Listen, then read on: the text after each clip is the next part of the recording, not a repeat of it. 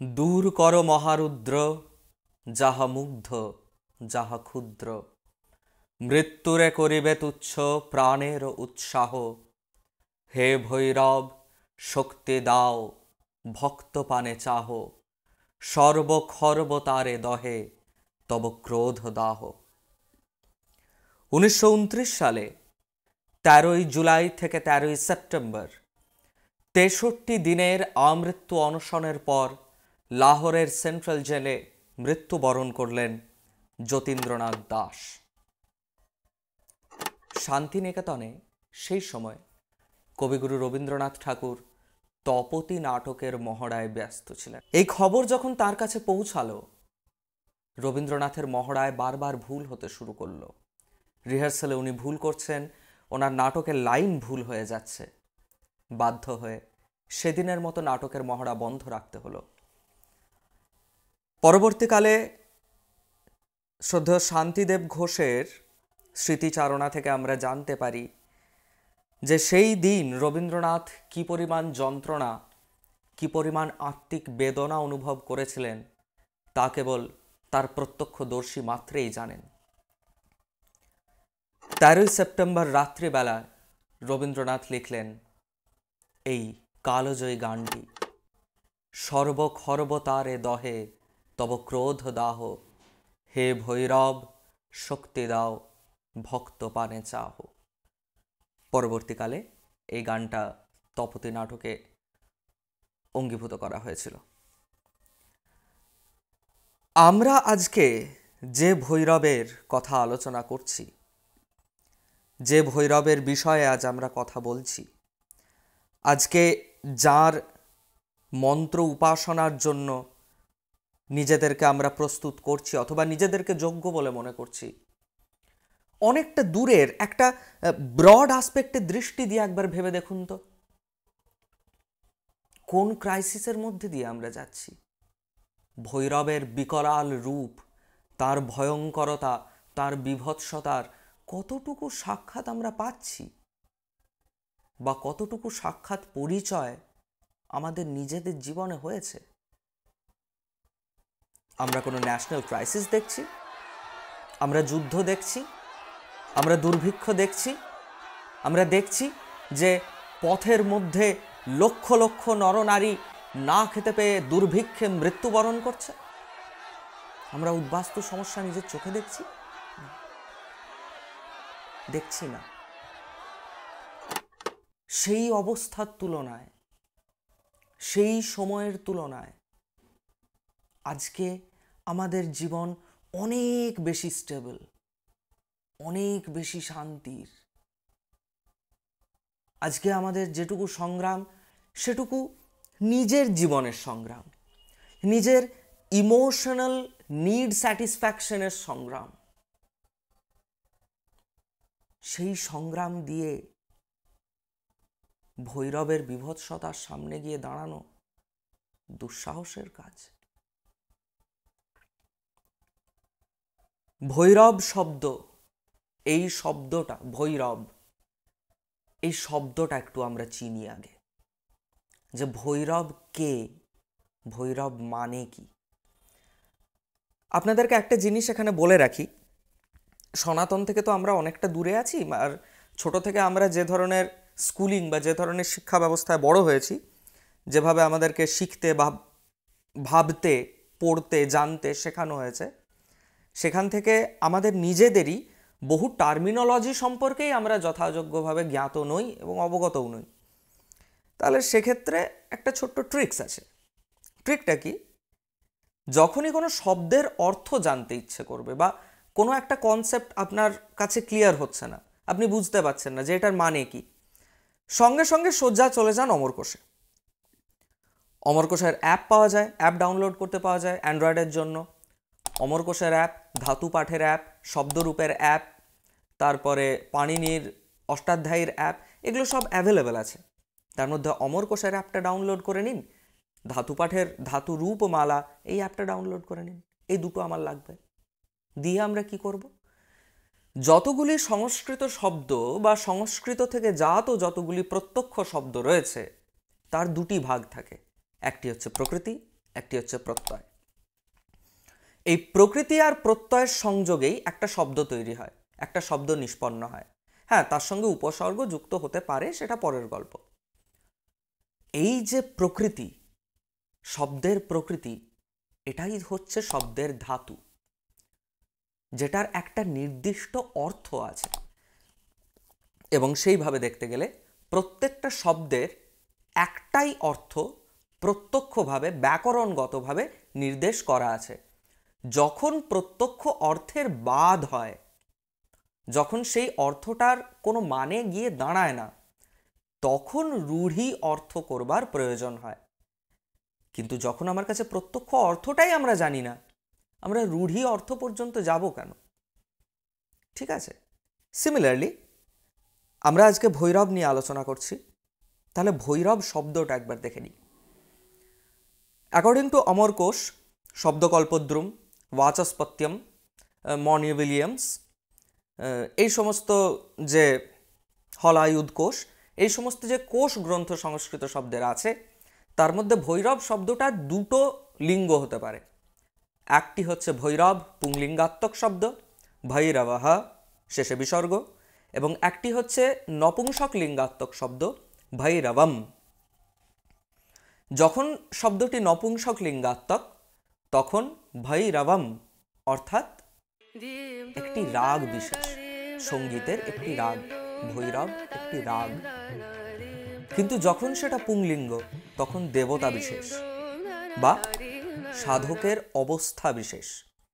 সেই ভৈরব শব্দটার অর্থ কি প্রত্যক্ষভাবে? অমরকোষ কি বলছে, শব্দকল্পদ্রুম কি বলছে?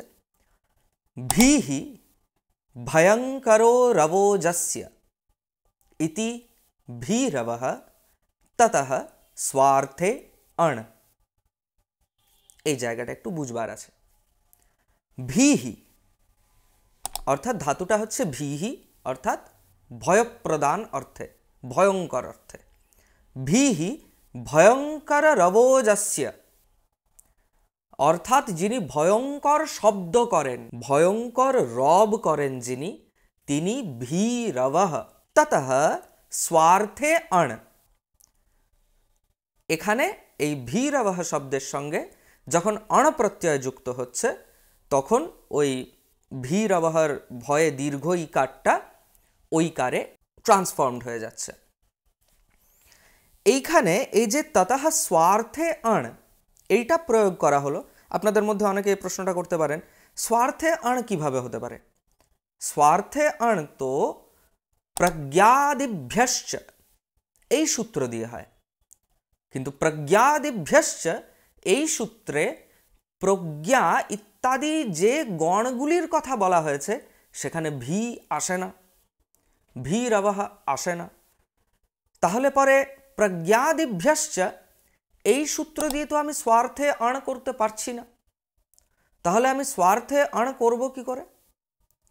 আরেকটা ভাবে স্বার্থে অণ হয়, এই প্রজ্ঞাদিভ্যশ্চ এই সূত্রটারই কাশিকাবৃত্তি এবং মহাভাষ্যে যে বিশ্লেষণ দেওয়া আছে, সেখানে একটা খুব সুন্দর কথা বলা আছে, মতু প্রত্যয় ইত্যর্থে। মানে প্রজ্ঞ প্রজ্ঞবান ইতি প্রাজ্ঞঃ। তাহলে প্রজ্ঞ যার আছে, প্রজ্ঞবান ইতি প্রাজ্ঞঃ, সেখানে যদি স্বার্থে অণ হচ্ছে, মানে প্রজ্ঞকে যিনি ওন করেন তিনি যদি প্রাজ্ঞ হন, তাহলে ভীরবঃ যিনি ওন করেন, অর্থাৎ ভয়ঙ্কর রব করা যদি একটি বৈশিষ্ট্য হয়, সেই বৈশিষ্ট্যটা যিনি ওন করছেন তিনি ভৈরবঃ। এবারে ভীরবঃ থেকে ভৈরবঃ কি করে এলো? ভীরবঃ যুক্ত অণ করলে কি হয়? ভীরবাণ, শেষে মূর্ধন্য, কোনো মানে দাঁড়ায় না এটার। এখানে ব্যাকরণের সূত্র দিয়ে কি হবে? শেষে যে মূর্ধন্য হলন্তটা আছে, সেটা হলন্ত্যম এই সূত্র দিয়ে ইৎসঙ্গক হয়ে যাবে, এবং তস্য লোপঃ এই সূত্র দিয়ে ওটা লোপ হয়ে যাবে, বেঁচে থাকলো অকার। এবারে ভীরব তার সঙ্গে যখন অকার সংযুক্ত হবে, তখন আদি স্বরবর্ণ অর্থাৎ দীর্ঘ ইকারটা দীর্ঘ ঐকারে, মানে ঐকার সংযুক্ত যে প্রত্যাহার আছে ওই চতুর্দশ প্রত্যাহারের মধ্যে, সেই প্রত্যাহারে এটার পরিবর্তন হয়ে যাবে এবং we will get the word Bhairavah. Bhairavah শব্দটাতে এটার ব্যুৎপত্তিতে আরেকটা অর্থ তৈরি করা যায়। সেখানে ভীরবः এই শব্দটাকে একটু অন্যভাবে ব্যাখ্যা করব। কিভাবে দেখুন, সাধু দন্তস্বয়ে আকার, ধয়ে হ্রস্ব উ। সাধু শব্দের রূপ কি? সাধু শব্দের প্রথমা বিভক্তি বহু বচনের রূপ হয় সাধবः। তাহলে ভীরু, যিনি ভীতু, ভীরু, এই শব্দের প্রথমা বিভক্তি বহু বচনান্ত শব্দ হবে ভীরবः। এবং সেইখানে যদি আমি ভীরুগণ, যারা ভীত, তাদেরকে যিনি ওন করেন, এইখানে যদি মতুপ অর্থে স্বার্থে আণ এই প্রত্যয়কে সংযুক্ত করি, তাহলেও তো ভৈরব শব্দ নিষ্পন্ন হয়। ব্যাখ্যা কি হবে? ভীতকে যিনি আশ্রয় প্রদান করেন। কিসের থেকে ভীত? ভব সমুদ্র থেকে ভীত, সংসার দহন থেকে ভীত, সংসারের অনিত্যত্ব থেকে ভীত। অর্থাৎ কি না, যিনি বৈরাগ্যবান, অভ্যাস এবং বৈরাগ্যবান যে কোনো ব্যক্তি, তাকে যিনি অভয় প্রদান করেন, তিনি হচ্ছেন ভৈরব। একজন ব্যক্তি যিনি বৈরাগ্যবান, তাকে আশ্রয় কে প্রদান করেন? তার গুরু। তাই জন্য ব্যক্তির গুরু মাত্রেই তিনি ভৈরব। এইভাবে যখন আমরা ভৈরবকে জানতে শিখব, তখন আমরা ভৈরবের তত্ত্বের কিছুটা আভাস পেতে পারব। ভৈরব মানে যে খুব উগ্র, সবসময় মারবো, কাটবো, এরকম করবে, আমি তার আশ্রয়ে চলে যাই, তার আমি ভক্তি করি, ভজনা করি। এখন আবার ভক্তি করা এটা একটা ভার্ব হয়ে গেছে, আই ডোন্ট নো হাউ, যে ও খুব ভক্তি করছে। আরে ভক্তি করা আবার কি হয় রে ভাই? ভক্তি তো হয়, ভক্তির উদ্রেক হয়, ভক্তি একটা ভাব। যাই হোক, তো সেখানে ভৈরবের প্রতি আমি একটু ভক্তি প্রদর্শন করি, ওনার প্রতি একটু ভক্তিভাব আনি নিজের মধ্যে, তাহলে পরে আমার যারা শত্রু আছে, দ্য পিপল হু আর রঙিং মি, যারা আমাকে হার্ট করছে, যারা আমাকে অফেন্ড করছে, তাদেরকে ভৈরব একেবারে ওই উগ্রভাবে এসে নিয়ে বলে মেরে কেটে কুকুর দিয়ে খাইয়ে, না, এরকম হবে না, এরকম কিছুই হবে না। কেন হবে না? তার কারণ ভৈরব অতি শান্ত একজন দেবতা। উনি স্থৈর্য, উনি ধীর, হ্যাঁ, উনি ভয়ঙ্কর, উনি স্থিরতায় ভয়ঙ্কর, উগ্রতায় নয়। ভৈরবের যে অষ্টমূর্তি আছে, তার প্রত্যেকটি রূপ উগ্র, কিন্তু আমরা উগ্রতা বলতে যেটা চিনি মনুষ্য জগতে, সেই উগ্রতার সঙ্গে ভৈরবের উগ্রতার কোনো তুলনা চলে না। যে অষ্টভৈরবের প্রত্যক্ষভাবে আমরা উপাসনা করতে পারি, তারা ক্রমান্বয়ে পূর্বাদি দলাষ্টকে, অষ্টদল পদ্মের পূর্ব দিক থেকে পূর্ব, অগ্নি, দক্ষিণ এইভাবে ঘুরবে। পূর্বাদি দলাষ্টকে ভৈরবরা হচ্ছেন অসিতাঙ্গ ভৈরব, চণ্ড ভৈরব, রুরু ভৈরব, ক্রোধ ভৈরব, উন্মত্ত ভৈরব, কপালী ভৈরব, ভীষণ ভৈরব এবং সংহার ভৈরব। যারা প্রত্যক্ষভাবে তন্ত্রের কর্মকাণ্ডের সঙ্গে সংযুক্ত রয়েছেন, তারা খুব ভালো করে এনাদেরকে চেনেন। এনাদের মন্ত্রক্রম তাদের মুখস্থ আছে। এনাদের মন্ত্রক্রম আছে, কিন্তু আমাদের যেখান থেকে আলোচনা শুরু হয়েছিল কাল ভৈরব, তার মন্ত্রক্রম কোথায় আছে? এবার ডাইরেক্টলি প্রবেশ করি কাল ভৈরবের তত্ত্বে। ভৈরবের উপাসনা দুটি যোগকে আশ্রয় করে হয়। প্রথমটি হচ্ছে হঠযোগ, দ্বিতীয়টি হচ্ছে রাজযোগ। এই দুয়ের সম্মিলনে সাধক যখন ভৈরব উপাসনায় প্রবেশ করে, তখন ক্রমান্বয়ে তিনি জ্ঞানকাণ্ডে প্রবেশ করেন এবং উপনিষদাদি যে বেদান্ত শাস্ত্র রয়েছে, যা অদ্বৈত ব্রহ্মের প্রতিপাদন করে, সেই তত্ত্বের মধ্যে দিয়ে গিয়ে তিনি মোক্ষমার্গ প্রাপ্ত হন। As simple as that. কিন্তু ভৈরবের যখন মন্ত্র উপদেশ হবে, ভৈরবের যখন কোনো মন্ত্র কেউ পাবে জপ করার জন্য বা সাধনা করার জন্য, সাধনা অনেক একটা ভাস্ট টার্ম, জপ করার জন্য বা নিত্য প্রতিদিন অভ্যাস করার জন্য, তখন সেই মন্ত্রের মধ্যে কিন্তু 5টি অঙ্গ থাকবে। কি কি? প্রথমত, মন্ত্রের একটি বিনিয়োগ এবং ন্যাস জাল থাকবে। মন্ত্রের একটি মূল থাকবে, অর্থাৎ মূল মন্ত্রটা কি। সেই মন্ত্রের মধ্যে বীজ সংযুক্ত থাকতেও পারে, নাও থাকতে পারে, কিন্তু সেই মন্ত্রের বর্ণের সংখ্যা নির্দিষ্ট হবে এবং ওই বর্ণের সংখ্যা একটা এদিক থেকে ওদিক হয়ে গেলে কিন্তু বিনিয়োগ এবং ন্যাসজাল দুটোই পরিবর্তিত হয়ে যেতে পারে। যেমন শিব পঞ্চাক্ষর এবং শিব ষড়ক্ষর, একটা বীজের এদিক ওদিক। মৃত্যুঞ্জয় মন্ত্র এবং মহামৃত্যুঞ্জয় মন্ত্র, ত্রম্বক মন্ত্র, তিনটে আলাদা জিনিস, তিনটের বিনিয়োগ আলাদা, পৃথক। হ্যাঁ, একই হতেও পারে আবার নাও হতে পারে, কিন্তু থাকবে বিনিয়োগ এবং ন্যাসজাল অবশ্যই থাকবে। তার একটি নির্দিষ্ট ধ্যান মন্ত্র থাকবে। আপনি নিজের ইচ্ছে মতো একটা কিছু কল্পনা করে নিতে পারেন না যে আমি এনাকে ভাবছি, আমার এনাকে ভাবতে ভালো লাগছে। না, তুমি কাকে চিন্তা করবে, কিভাবে চিন্তা করবে, তার কিন্তু স্পষ্ট নির্দেশ এবং উপদেশ শাস্ত্র করে দেন তার মন্ত্র প্রকরণের মধ্যেই। তাকেই বলা হয় ধ্যান মন্ত্র। প্রত্যেকজন দেবতার একটি করে ধ্যান মন্ত্র আছে, প্রত্যেকের।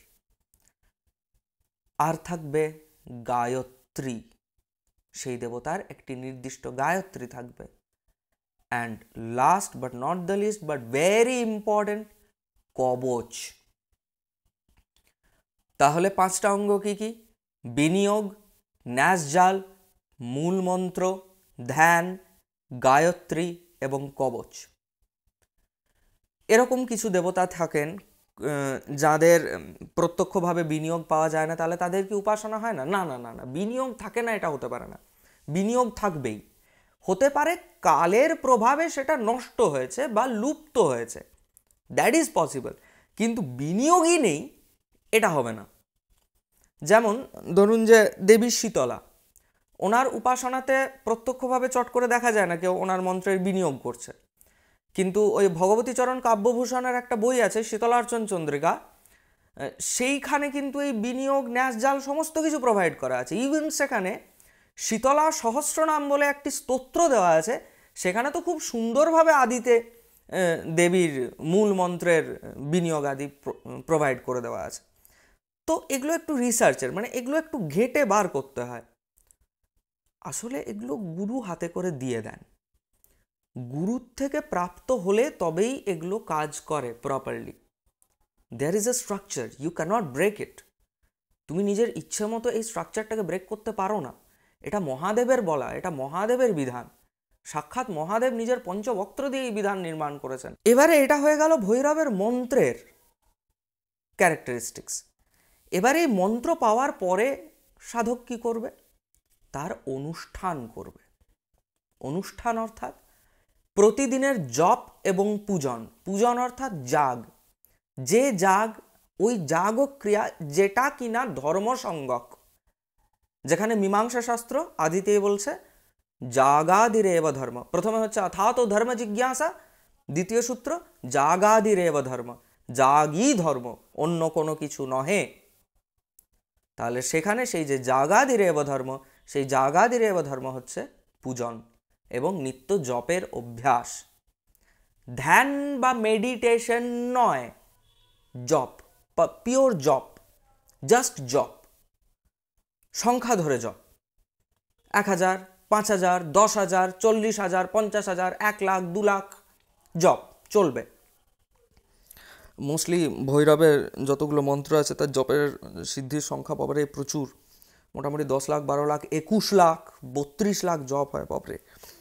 দ্বিতীয় অনুষ্ঠানের স্টেপ হচ্ছে পুরস্ক্রিয়া অর্থাৎ পুরশ্চরণ।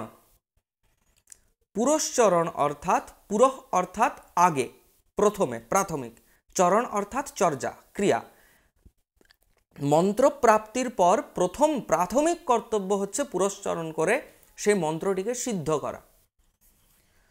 রহস্যক্রম, সেই দেবতার মন্ত্রের উপাসনা করতে করতে সাধক যত নিজের যাত্রাতে অগ্রগতি হবে, সাধকের যত অগ্রগতি হবে, তত তিনি আস্তে আস্তে রহস্যক্রমের অধিকারী হয়ে উঠবেন এবং গুরু তাকে সেই রহস্যক্রম উপদেশ করবেন। সেই রহস্যক্রম বিভিন্ন হতে পারে, তান্ত্রিকদের জন্য আলাদা হয়, অঘোরদের জন্য আলাদা হয়, পরম্পরা ভেদে আলাদা হয়। কোথাও বিল্লমূল সাধন হয়, কোথাও শ্মশান সাধন হয়, কোথাও চিতা সাধন হয়, কোথাও শব সাধন হয়, মুন্ডাসন সাধন, শয্যা সাধন ইত্যাদি ইত্যাদি বহু এরকম রহস্য ক্রিয়া রয়েছে। সেগুলো গুরু পরম্পরা মুখে জ্ঞাত হওয়া। আবার সেখানে প্রাইম ফ্যাক্টর হচ্ছে গুরু পরম্পরা। সিদ্ধি এবং প্রয়োগ। সিদ্ধিকে সাধারণভাবে আমি খুব ভক্তিমান, আমি নিষ্কাম কর্ম করি ইত্যাদি কিছু ফেক ডিলিউশনাল কনসেপ্টের মধ্যে থেকে নিয়ে পরেও কিন্তু সিদ্ধিকে অস্বীকার করা যায় না। সিদ্ধি থাকবে। হ্যাঁ, শ্রী ভগবান গীতাতে এটা বলেছেন, অষ্টসিদ্ধির মধ্যে একটি সিদ্ধিও থাকলে তোমার কিছু শক্তি হতে পারে কিন্তু আমাকে পাবে না, তবুও সেটা আসবে। তুমি সেই সিদ্ধিকে প্রয়োগ করো বা না করো, সিদ্ধি থাকবে, তার প্রয়োগ থাকবে, সেটা তোমার মধ্যে আসবে, সেটা তোমার যাত্রার অংশ। তুমি সেটাকে কমপ্লিটলি ডিনাই করতে পারো না। যারা করেছেন ডিনাই, তারা সেই সিদ্ধি নিয়ে জন্মেছিলেন, তারা দেবকোটি, তারা ঈশ্বর কোটির মহাপুরুষ। তাদের কথা ছেড়ে দাও, তারা যেটা উপদেশ করে গেছেন সেইটা আমাদের জীবনে চর্চার বিষয়। তারা যেটা করেছেন সেটা we don't have to just mimic their works. Okay, এই অংশগুলো যতক্ষণ থাকবে ততক্ষণ আপনার মন্ত্র জপ সিদ্ধ হওয়ার সম্ভাবনা আছে, ততক্ষণ সেটা একটা যথাযোগ্য মন্ত্র, সংস্কৃত মন্ত্র।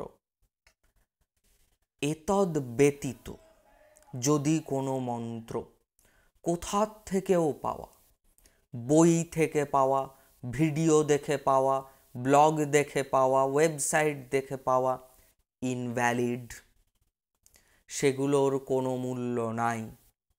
দীক্ষার একটি বিধি থাকে, দীক্ষা বহুবিধ হয়, কিন্তু ওই বহুবিধ দীক্ষার মধ্যে যে কোনো একটি হতে হবে, তবে মন্ত্র জপে অধিকার জন্মায়। এবং সেই মন্ত্রের মধ্যে অবশ্যই এই 5টি অংশ থাকবে: বিনিয়োগ, ন্যাসজাল, মূল, ধ্যানমন্ত্র, গায়ত্রী, কবচ। এগুলো থাকবেই, কোনো এটার অন্যথা হবে না। Now tell me, what's bothering you? Please, what's bothering me আমি আগে বলি। প্লিজ, আপনাদের কাছে আমার করজোড় নিবেদন, কেউ যদি কোথাও কাল ভৈরবের এরকম প্রকরণ পান যার এই 5টা অংশ আছে অ্যাভেলেবেল, শাস্ত্রীয় প্রমাণ সহ, প্লিজ জানান, প্লিজ জানান। আপনি যেখানে থাকুন, আমি 7 দিনের মধ্যে আপনার কাছে গিয়ে পৌঁছাবো। আজ আমি ওপেন সর্বসমক্ষে এটা কথা দিচ্ছি। আপনারা কেউ যদি কোথাও কাল ভৈরব প্রকরণ কোনো শাস্ত্র থেকে উদ্ধৃতি দিতে পারেন, বা এটুকু ইভেন আমাকে বলতে পারেন যে হ্যাঁ আপনি ভুল বলছেন, কাল ভৈরবের প্রকরণ আছে, অমুক শাস্ত্রে আছে, আমার কাছে আছে, I will be there within 7 days। যদি দূরে থাকেন, কাছে থাকলে, মানে আমি পুরুলিয়াতে থাকি, এর মোটামুটি 200 কিলোমিটার রেডিয়াসের মধ্যে থাকলে আমি পরের দিন পৌঁছে যাব, এবং সেখানে গিয়ে আমি ভূমিষ্ঠ হয়ে আপনাকে সাষ্টাঙ্গ প্রণিপাত করে পরে সেই জিনিস দেখবার প্রার্থনা জানাবো। কাল ভৈরবের মন্ত্র প্রকরণ অ্যাভেলেবেল নেই, কোথাও নেই, কোথাও নেই। কাল ভৈরবের প্রত্যক্ষ পূজা হয় না, সম্ভব নয়। যে ভৈরবদের উপাসনা হয় তারা হচ্ছেন এই অষ্টভৈরব।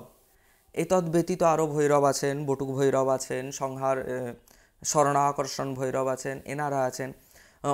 10জন মহাবিদ্যার সঙ্গে সংশ্লিষ্ট ভৈরবরা আছেন, বিষ্ণুও সেখানে ভৈরব কমলাত্মিকা মহাবিদ্যার জন্য, শ্রী শ্রী কমলাত্মিকা মহাবিদ্যার জন্য তারা আছেন। বাট কাল ভৈরব না, কখনোই না।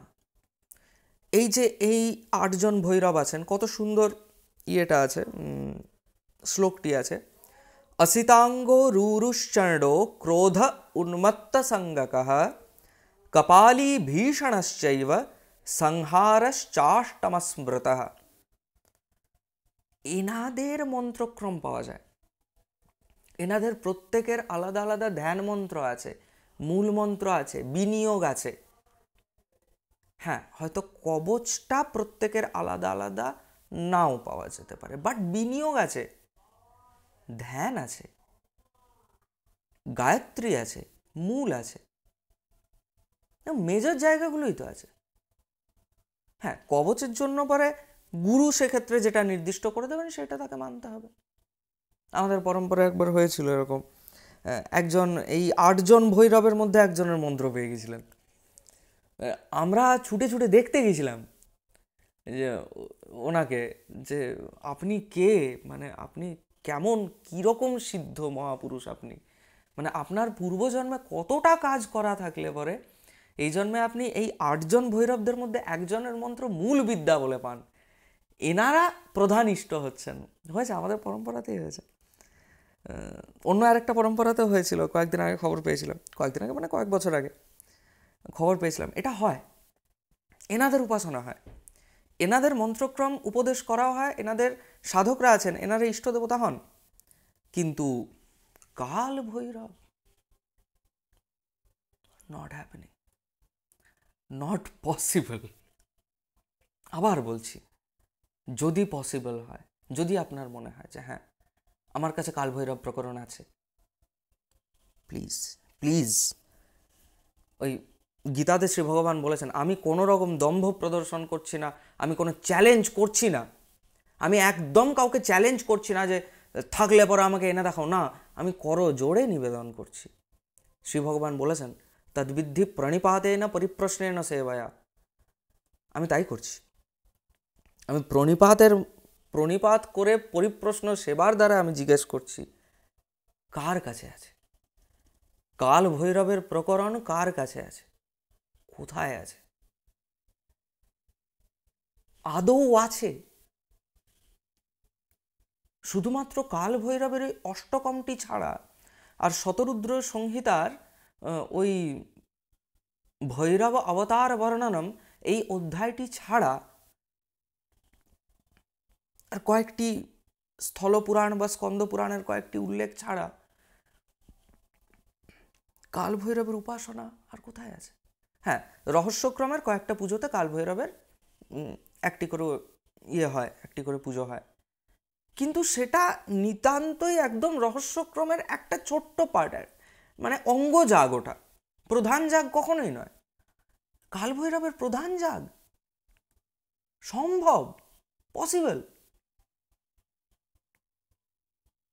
মহাকাল ভৈরব তো মহাবিদ্যাক্রমের অংশ, মহাবিদ্যাক্রমের Bhairav, there is no relation. মানে কাল ভৈরবী যখন আরো ভয়ঙ্কর হয়ে গেলেন তিনি মহাকাল ভৈরব হয়ে গেলেন, এরকম নয় ব্যাপারটা। ঠিক আছে, এই জায়গাগুলো ক্লিয়ার করুন প্লিজ। ভৈরবের মন্ত্র, ভৈরবের প্রতি ভক্তি এত সহজ জিনিস না। যে কবিতাটা দিয়ে শুরু করেছিলাম, যে গানটা দিয়ে শুরু করেছিলাম রবীন্দ্রনাথের, ভৈরব তত্ত্বের, ভৈরব উপাসনার যে দর্শনটা আছে তার একদম কেন্দ্রের কথা এই একটি রবীন্দ্রসঙ্গীতে দেওয়া আছে।